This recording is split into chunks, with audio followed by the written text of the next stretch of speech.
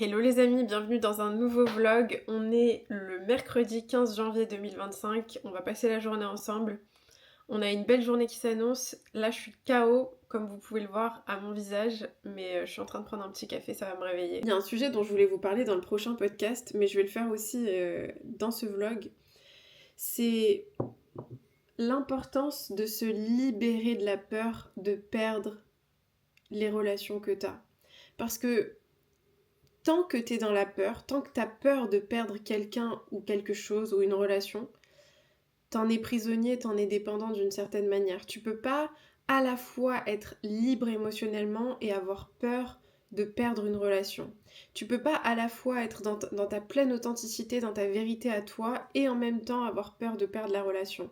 Parce que tant que tu nourris la peur de perdre la relation, peu importe la relation, hein, ça peut être une relation familiale, amicale, amoureuse, peu importe, ce qui va se passer, c'est que tu vas pas être juste pour toi-même, tu vas pas respecter ta vérité.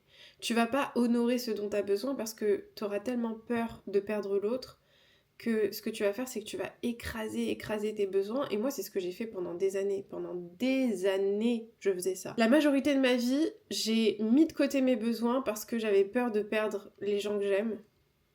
Et parce que je me sentais responsable de leur bien-être. Et du coup, ce que je faisais, c'est que j'essayais de répondre à leurs besoins à leur place. J'essayais de les sauver. J'avais ce syndrome du sauveur qui était terrible et qui faisait que, bah en fait, t'as un problème, c'est mon problème. Dès que t'as un problème, c'est le mien. Et je me suis beaucoup perdue là-dedans et je pense que j'ai beaucoup accumulé de ressentiments envers moi-même parce que je ne respectais plus ma vérité. Je respectais plus ce qui était juste pour moi et du coup je ne me respectais plus moi-même à plein d'occasions. Voilà, je voulais vous rappeler ça, c'est hyper important de se libérer de cette peur et aussi de se libérer de la peur d'être compris parce que moi j'avais tellement besoin d'être comprise, j'avais tellement besoin qu'on comprenne ma perspective, mon ressenti, mon expérience, que je me rendais malade en fait.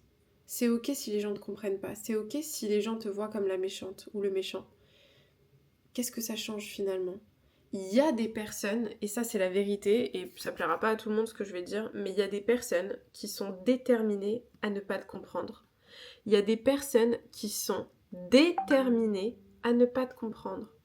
Et donc, peu importe ce que tu peux leur dire, peu importe ce que tu vas leur partager, ce que tu vas leur exprimer, ces personnes-là, elles ne voudront pas te comprendre parce que si elles te comprennent, ça signifie qu'elles vont devoir remettre en question leur propre vision des choses, leur propre croyance et c'est beaucoup trop inconfortable pour elles. Il y a des personnes qui préfèrent rester dans leur ego, dans leur posture et camper sur leur position parce que ça leur donne un sentiment de sécurité, un sentiment d'avoir raison et malheureusement, parfois, avoir raison, c'est plus important que faire ce qui est juste pour beaucoup de gens. À méditer, avoir raison, c'est plus important que faire ce qui est juste pour beaucoup de gens. Enfin voilà, je vais me préparer, j'ai quelques mails à envoyer là, et puis ensuite on ira à la salle et on va passer la journée ensemble, c'est parti.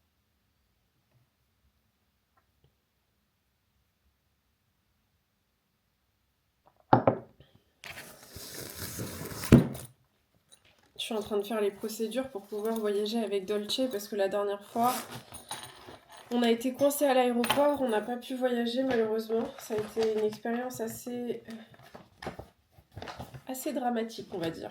You're not strong enough emotionally to not give a fuck. All I've been trying to do for 18 years is to get all of you to not give a fuck about the numbers, about the opinions. Go back to your channel, but make videos in any way you want. The answer is, believe it or not, it doesn't matter. Whether you start a new account, it can get 1 million views. Whether you go back to a dormant account that had 100K on it, it will get 1 million views or 0 views depending on the piece of content. J'ai l'air mais crevé quoi. Allez, on va affronter le froid ensemble. C'est parti. Hop. J'ai froid avant même de sortir tellement je supporte plus le froid. Putain, pourri.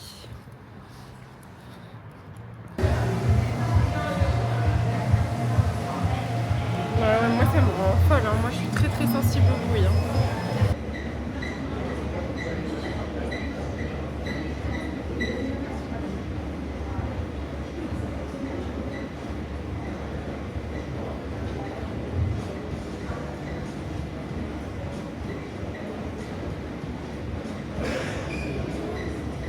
Ok, je viens d'arriver à la maison, j'ai fait des courses. J'ai oublié de filmer quand je fais des courses, mais franchement, faut que je m'habitue à y penser. J'ai trop faim, on va manger un petit truc. On va faire des œufs. J'ai envie de fruits. J'étais à la salle, je réfléchissais et je me disais, mais c'est incroyable à quel point il y a des gens qui se victimisent, mais qui sont attachés à leur victimisation, à leur histoire de victime, qui se répète en boucle et en boucle et en boucle. Et franchement, je dis ça sans jugement parce que j'ai été cette personne. J'ai été la personne qui disait mais ouais, c'est injuste, moi, dans ma famille, j'ai dû prendre un rôle de parent, j'ai été parentifiée, j'ai été ça, j'ai eu le syndrome de ça, etc. Et c'est important de reconnaître à un certain niveau ce que tu as vécu, ce que tu as traversé, les difficultés que tu as rencontrées, les traumatismes que tu as eus. Mais je trouve qu'aujourd'hui, trop souvent, les gens se complaisent dans une histoire où vraiment, en fait, ils sont la victime de leur passé, ils sont la victime de leur ex, de leurs parents, de leur vie, de tout ce que tu peux imaginer. Et je trouve que c'est tellement fragilisant de nourrir et de cultiver cette histoire victimisante toute la journée, tous les jours, toutes les semaines, tous les mois, tous les ans. En fait, il y a un moment donné où il faut que tu te poses avec toi-même et que tu te demandes est-ce que ça me sert à quelque chose de me répéter que je peux pas changer parce que j'ai eu ce trauma-là ou j'ai eu cette histoire-là ou je peux pas changer parce que mon ex a fait ça, je peux pas changer parce que mon père a été comme ça ou ma mère a été comme ci. À chaque fois que tu te répètes des histoires comme ça, tu continues à donner du pouvoir aux autres, à ton passé, mais plus particulièrement aux autres, de déterminer qui tu es et qui tu vas devenir. Parce que si tu continues à dire « Ouais, mon père, il était absent, donc en fait, moi, je peux jamais avoir une relation saine avec les hommes. » En fait, tu continues à donner du pouvoir au fait que ton père, il était absent. Donc, en gros, qu'est-ce que tu fais ? Tu donnes tout ton pouvoir, tu remets toute ta vie entre les mains de ton passé, et donc, c'est fataliste en fait, tu peux rien faire. Ouais, moi je pourrais jamais gagner beaucoup d'argent parce que j'ai pas eu un modèle de parents qui gagnait beaucoup d'argent ou qui avait une bonne relation avec l'argent. Ok, est-ce que ça te sert à quelque chose de te répéter ça ? Est-ce que ça te sert à quelque chose de te répéter que tu peux pas perdre de poids parce que dans ta famille il n'y a pas les gènes pour ? Est-ce que ça te sert à quelque chose de te répéter que tu peux pas avoir une relation amoureuse épanouissante et saine parce que tes parents n'ont pas été sains et épanouis dans leur couple ? En fait, moi je trouve que on se complaît beaucoup trop dans des histoires qui ne nous servent à rien. Et encore une fois, je remets pas en question l'importance de reconnaître ce qu'on a vécu dans le passé, de reconnaître les traumatismes qu'on a traversés, les blessures qui se sont formées en nous. Mais ce que je trouve, c'est que trop souvent, et moi en tout cas ça a été le cas, même en faisant des thérapies, on m'a beaucoup renforcée dans cette mentalité de victime de « ouais, t'as été comme ça, ma pauvre, ça a été dur, etc. » Ça fait du bien de reconnaître que ce qu'on a vécu a été dur. Ça fait vraiment du bien. Ça fait du bien d'être reconnu, d'être compris. Mais attention à ne pas rentrer dans un cercle vicieux où en fait, tu définis ton identité par rapport à ce que tu as vécu dans le passé. Et ça, c'est quelque chose que je trouve systématiquement chez les personnes qui ont eu un passé douloureux et qui finalement, pour pouvoir réussir à transformer ce passé-là, ce qu'ils font, c'est qu'ils relient toute leur identité aux difficultés qu'ils ont vécues, au trauma, à l'adversité qu'ils ont traversée. Et je comprends le mécanisme, je comprends pourquoi on fait ça. C'est un mécanisme très intelligent du cerveau humain, mais je trouve que ça ne sert pas à grand-chose. Je trouve que ça nous freine plus qu'autre chose. De te répéter que t'es une victime, que t'as été abusé toute ta vie et de répéter des choses comme ça, mais mon Dieu, tu peux pas t'imaginer l'impact que ça a dans ta vie au quotidien. Tu peux pas imaginer à quel point ton image de toi-même, le concept que tu as de toi-même est façonné par les histoires que tu te racontes à propos de toi-même.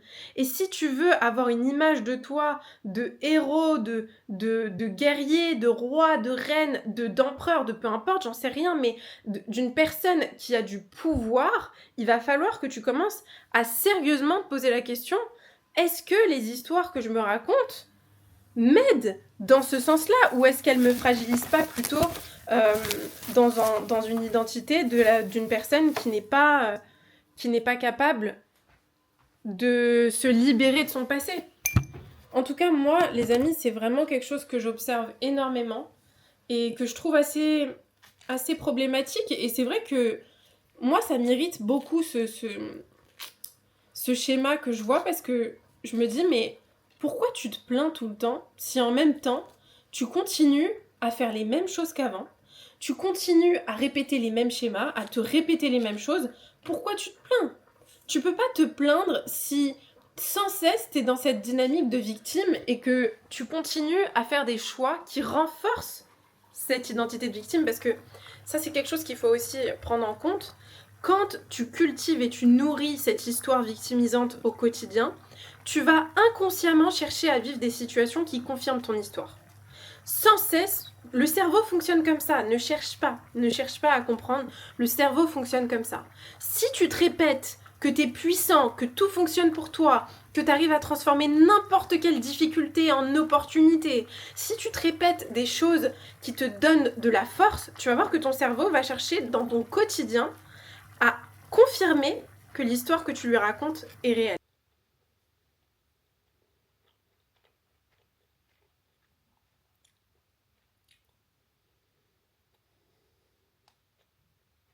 Je vais débarrasser, je vais me doucher, me préparer et on y va. On a rendez-vous avec Marthe. Marthe, c'est mon bras droit, elle travaille avec moi depuis maintenant, ça fait peut-être 4-5 mois. Donc on va la retrouver dans Paris, on va aller déjeuner et on va bosser cet après-midi. Donc voilà, ça va être sympa. Ce soir, quand je rentre, je vais vraiment me faire une soirée vraiment très tranquille. Méditation, un bon repas et dodo. Ça sera très bien.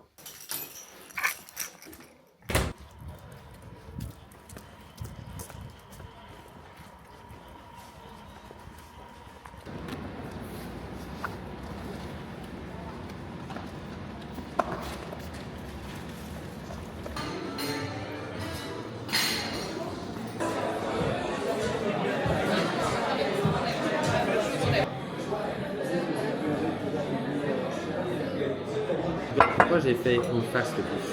Merci. Ressentir l'émotion de la motivation pour se discipliner pour passer à l'action. Mais en fait, la motivation, en fait, moi, c'est vraiment un truc qui a changé ma vie. La motivation, c'est vraiment quelque chose que tu crées en agissant comme si tu étais motivé. Ouais, c'est vrai. Et je trouve qu'elle a juste le bas. Elle est très jolie. En fait, à chaque fois, tu avances un tout petit peu, mais tu vois que tu régresses, parce que tu reviens tout le temps vers tes automatismes du passé. Conseil. On a décidé de faire une petite virée shopping. Ouais, je vais avoir chaud, ouais.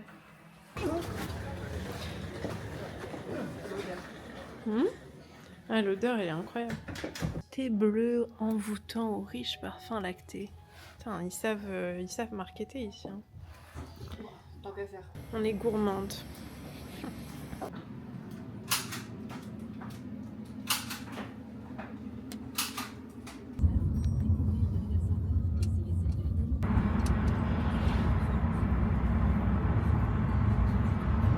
Je viens d'arriver à la maison, elle a été trop mignonne, Marthe, elle m'a offert des petits chocolats trop chauds et je me suis acheté un thé vert qui a l'air incroyable.